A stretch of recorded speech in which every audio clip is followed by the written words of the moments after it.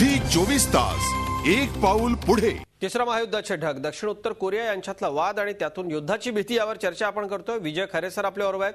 खरे सर, ब्रेकला जाण्यापूर्वी अत्यंत महत्त्वाची माहिती आपण आम्हाला देत होतात। सगळ्यात महत्त्वाचं म्हणजे आता सध्या या दोन्ही देशांमध्ये परिस्थिती काय आहे। तुम्ही सांगत होता की जो किम आहे हुकुमशाह, त्याला आपलं स्थान जागतिक पातळीवरती मजबूत कसं आहे हे दाखवून द्यायचं आहे आणि म्हणून तो हे सगळं करतोय।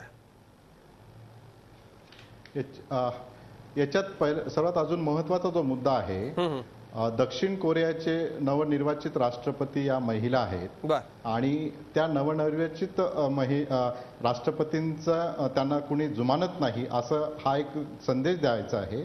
त्याचबरोबर उत्तर कोरियावर असलेले जे इकॉनॉमिक सँक्शन्स आहेत त्या सँक्शन्सचाही परिणाम फारसा होत नाही हे त्यांना दाखवून द्यायचं आहे। आणि मी किती ज्याला काय म्हणतो कॉन्फिडंट आहोत अशा पद्धतीचं नेतृत्व त्यांना दाखवून द्यायचं, नंबर एक। दुसरा महत्त्वाचा जो भाग आहे या संपूर्ण 6 पार्टी टॉकमध्ये, उत्तर कोरियाला हे माहिती आहे की आपली बाजू घेणारं चायना आहे। कारण चीनचा जो व्यापार आहे याच्यासोबत उत्तर कोरियासोबत, तो जवळपास 70% व्यापार हा चीनचा उत्तर कोरियासोबत आहे।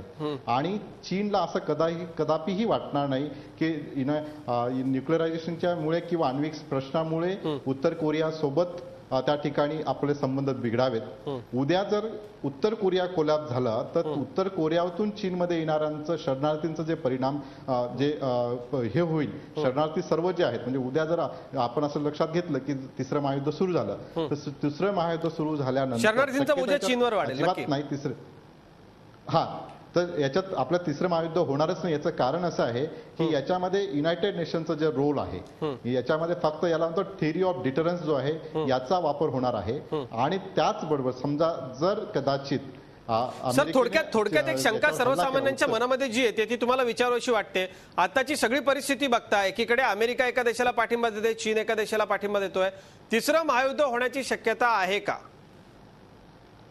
मला अजिबात शक्यता वाटत नाही। हे फक्त आण्विक शस्त्रांच्या द्वारे आंतरराष्ट्रीय पातळीवर आपलं वर्चस्व प्रस्थापित करण्याचा राष्ट्रराज्याचा हा मनसुबा आहे। परंतु आपण हे लक्षात घेतलं पाहिजे की अमेरिकेकडे वेपन्स ऑफ मास डिस्ट्रक्शन असूनही 10 दहशतवाद्यांनी अमेरिकेच्या वर्ल्ड ट्रेड सेंटर आणि पेंटागॉनवर हल्ला केलेला आहे। त्याच्यामुळे येणाऱ्या कालखंडामध्ये आता तिसरं महायुद्ध हे 2 राष्ट्र किंवा 2 पेक्षा जास्त राष्ट्रांमध्ये होणार नाही। त्या ठिकाणी टेक्नॉलॉजी जी आहे, म्हणजे 4th जनरेशन ऑफ वॉरफेअर जे आहे या टेक्नॉलॉजीद्वारे होणार आहे। आणि अशा पद्धतीचं जे प्रेशर्स आहेत हे फक्त आणि फक्त थिअरी ऑफ डिटरन्स, ज्याला म्हणतो भयाचं राजकारण, हे आंतरराष्ट्रीय पातळीवर केलं जाणार आहे। निश्चित म्हणजे हे सगळं भयाचं राजकारण आहे असं तुम्ही म्हणताय सर। अत्यंत महत्त्वाची माहिती आम्हाला देताय।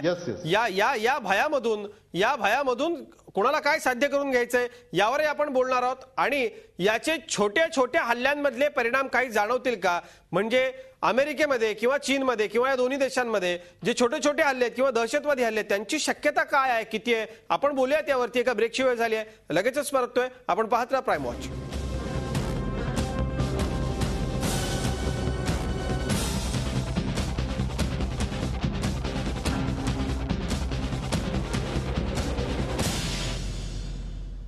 झी 24 तास एक पाऊल पुढे।